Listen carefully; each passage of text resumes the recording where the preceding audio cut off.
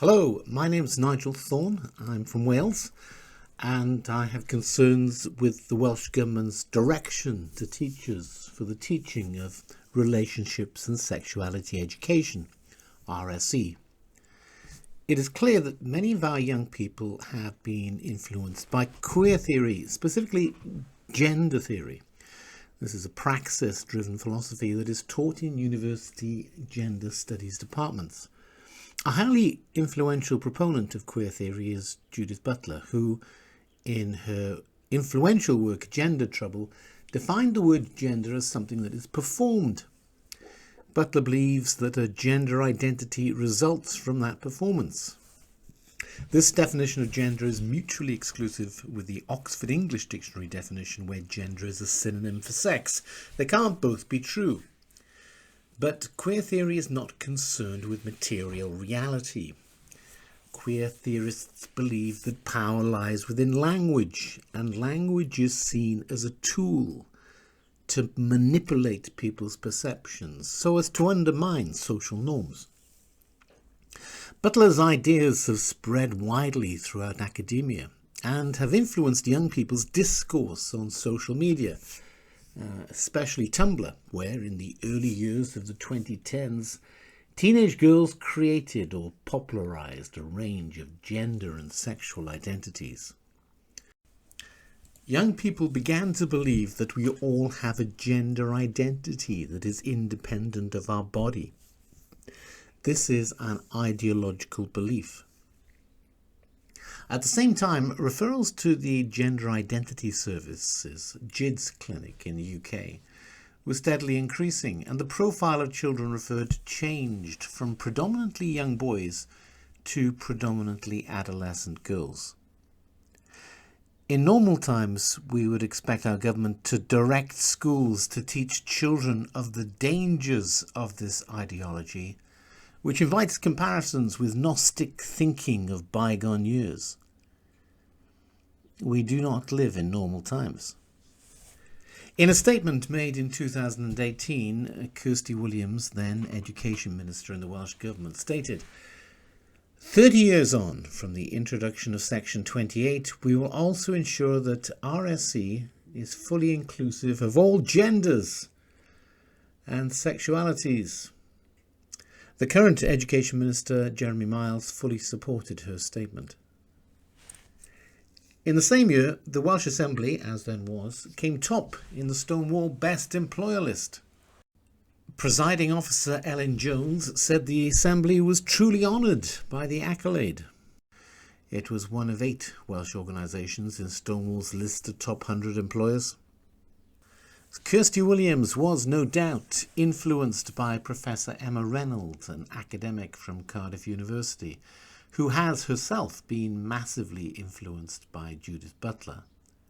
In her 2006 paper, They Won't Let Us Play Unless You're Going Out with One of Them, Girls, Boys and Butler's Heterosexual Matrix in the Primary Years, Renold wrote, the heteronormativity of gender relations in the early years is certainly ripe for some gender trouble, and some of this work is well underway and radically disrupting a range of gender and sexual truths in what might be more fittingly described as the heteroformative years.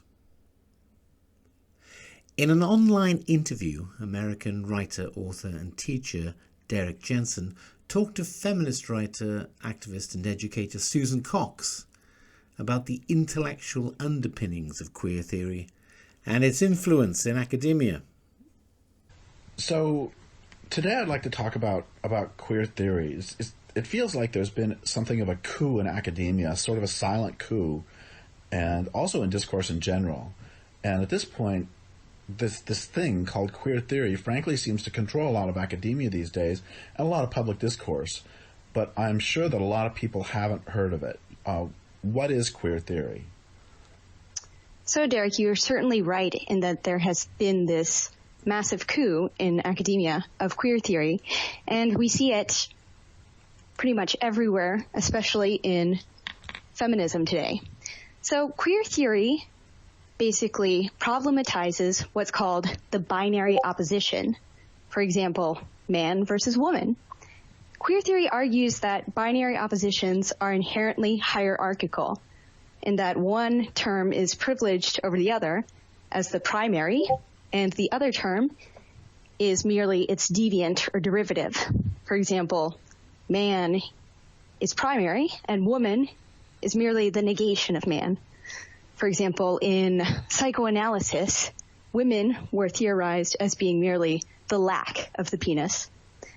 So queer theory argues that we need to deconstruct all of these social binary oppositions. For example, man versus woman, heterosexual versus homosexual, natural versus artificial, nature versus culture. And we do this through the strategy of queering. And queering is basically a strategy of conceptual and categorical border transgression, in which each category becomes essentially meaningless and not distinct from the other. For example, if we take man and redefine man as not being a male person, but whoever feels like a man, then we've queered that category and is no longer distinct from woman. And this is seen as a progressive movement in getting rid of social oppression.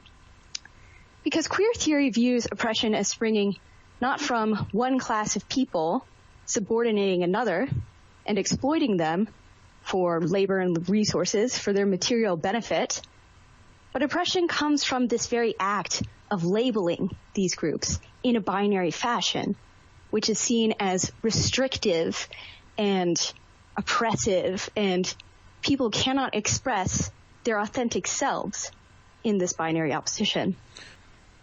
So when oppression is seen not as arising from these material relations of power, these class relations, but instead the labeling of these relations in a binary fashion, of putting people into these groups of categories, then it really drops power out of the equation.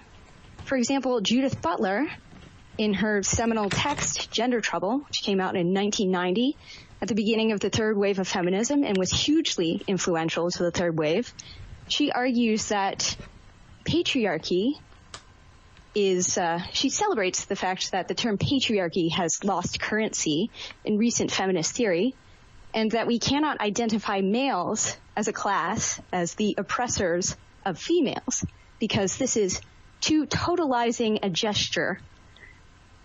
And actually, this is not how it works, but oppression springs from these discursive structures of binary oppositions. And if we identify males as the oppressor class, that only works to strengthen the binary opposition. So let me get this straight.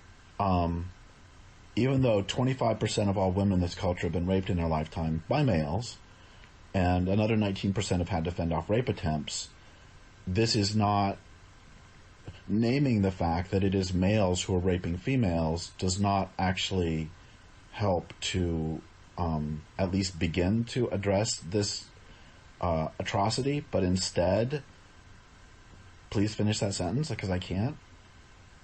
But instead, when females unite together in feminism, it is said to only strengthen the gender binary, which is the source of all oppression. So it became really popular in feminist theory in the 80s and 90s to say that women are not oppressed by virtue of these material relations of power, but by the category of woman itself. So they argued that feminism needed to proceed without reference to the category of woman, and that females could not be the subject of feminism, as it was an exclusionary move, and that all of feminism's actions had to be inclusive of all individuals. So what happened with the rise of queer theory is that feminism became very symbolic, that the war that feminism needs to fight is merely on the symbolic level of erasing certain categories from language. The feminist theory of the social construction of gender is that it is coercively instated so that female persons are organized into the subordinate class of women, and women are positioned as being illogical, frivolous, subservient, naturally caring, and sexually subordinate to males. And men are characterized as brave, active, intelligent, logical, leaders. And so we can see how gender is basically the ideology that props up these two classes. But in queer theory, they took the feminist theory of gender and made it into this all-pervasive plot to capture complex individuals into these restrictive binary boxes. And that itself is oppressive. So queer theory idealizes individual performances of the self that exceed these binaries. For example, Eve Sedgwick says that subversive binary performances of the self are BDSM practitioners. She says something like radical fairies, leathermen, all of these sort of surprising performances of the self. And for queer theory, you can't simply break out of the binary opposition or refuse one pole of the binary opposition because this only strengthens it. And the second wave of feminism identified heterosexuality, and more specifically compulsory heterosexuality, as a main regime of women's oppression. And so queer theory took that and said that, for example, radical lesbianism or political lesbianism was not a productive feminist strategy at all, because merely refusing heterosexuality strengthened the binary between heterosexual and homosexual. And what instead needed to happen was a queering of the binary entirely, so blurring the distinction between heterosexual and homosexual. And, for example, Eve Sedgwick argues that lesbianism is not a subversive refusal of male power at all, but what is really subversive is lesbians who have sex with men. And Judith Butler said pretty much the same thing. She said that lesbianism was not productive, but rather a man who is performing femininity, wearing feminine clothing, and that sexual relation is a much more complex production of power and subversive. So, once again, my brain is continuing. It's past exploding and simply melting at this point. And so is part of what you're saying is that if it seems like your perspective would be that a little girl should not be forced into, quote, femininity by being disallowed from working on a car engine, but and instead being forced to play with dolls. And you would say that is forcing her into this structure of femininity if she is not allowed. I mean, if she wants to play with dolls, that's fine, but if she wants to work on a truck, that's fine too. Is this correct so far? Yes, that's correct. And that is the feminist theory. That is the feminist stance on the matter. And so the queer theory perspective would be that a little girl who likes to play with trucks or likes to work on trucks is finish the sentence, please. Is not a girl at all, basically. So what queer theory does, because you cannot refuse one end of the binary opposition or strengthen the oppressed end of the binary opposition, we need to do away with it entirely. So it argues that you cannot merely be a woman and say, I'm a female, but I do not ascribe to femininity. I do not do femininity. I like things which are traditionally relegated to the realm of men, and this is no longer seen as something productive. Instead, queer theory asserted the theory of performativity. So this is what Judith Butler is very famous for. She said that woman is not just a female person, but it is a performance. There is no such thing as real women, as woman is nothing but a parody without origin. So we are all just sort of performing this idea of femininity, and there is no such thing. There is no femaleness underneath femininity. So queer theory focuses on subverting the distinction between sex and gender. Originally, feminist theory said there is sex, there are males and females, and then there is all this made-up nonsense, which is gender. Obviously, there's males and females, so it wouldn't be babies. Yes, but queer theory says no, males and females are just as fictitious as the gender categories of what's feminine and masculine.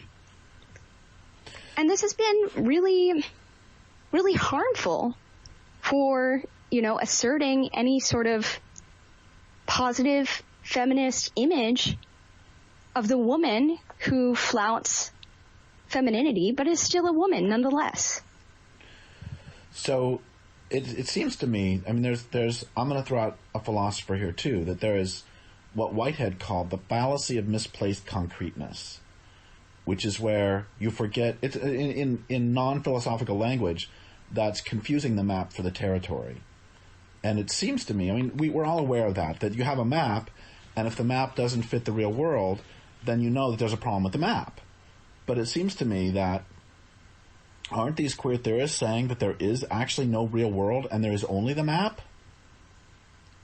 Yes, these queer theorists are saying this, which is very much influenced from postmodernist philosophy, which basically says there is no real world onto which the illusions of society are cast, but it is nothing but a world of smoke and mirrors. So there is no such thing as a real woman or real man, or real aka nature. Males and females, or real nature.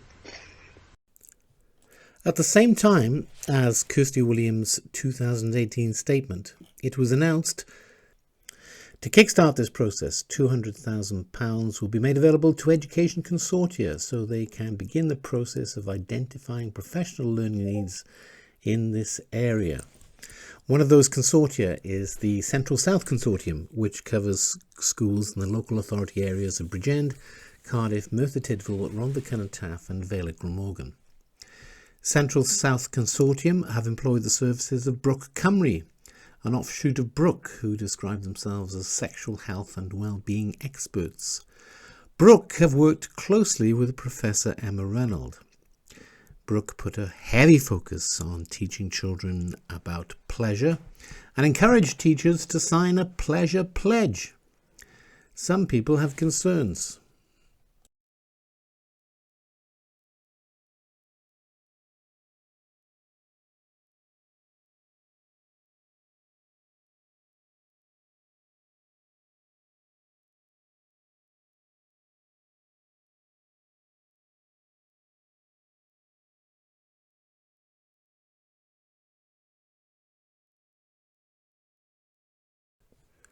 On their website, Brook described the belief that sex is binary and a scientific truth as just one of a number of equally valid views. Again, on their website, Brook provide a range of free resources that can be used by schools, including the National LGBT+T Partnership Terminology Guide, which contains comprehensive yet flexible definitions useful for children and teachers to learn, such as homonormativity, the privileging of a particular idea of what it means to be LGBTQ+, based on conflating wider LGBTQ+ experiences with a dominant, gay, male, cisgendered, and usually white experience, which either varies little from the heterosexual ideal and or does little to disrupt heteronormativity. This is not a movement that values dialogue. On the same page is a link to a LGBT ABC handout. The handout is Gender Identity Ideology Propaganda, which accepts as fact the highly contested belief that we all have a gender that is independent of our biological sex. Cisgender is defined as where your gender matches the sex you were assigned at birth. To queer the boundary between heterosexual and homosexual, homosexual is defined as someone who is sexually attracted to someone of the same gender as themselves. Confusingly, gay is defined as a widely accepted term for same-sex attractions. The leaflet relies on the queer theory definition of gender, not the Oxford English Dictionary one. Brook have completely bought into gender identity ideology, that everyone has a gender identity that is independent of their biological sex. This is having an impact on children's psychology. Brook will be training your children's teachers. Parents and teachers across the UK are sharing testimonies of the impact of this new teaching on the website freetospeak.co.uk.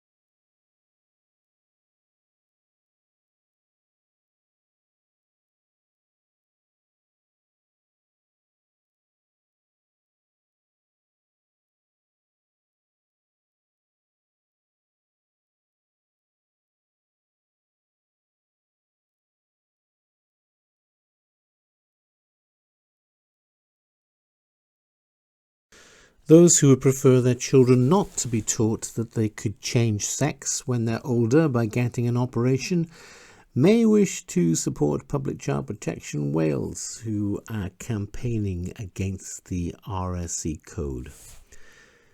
Links are included below.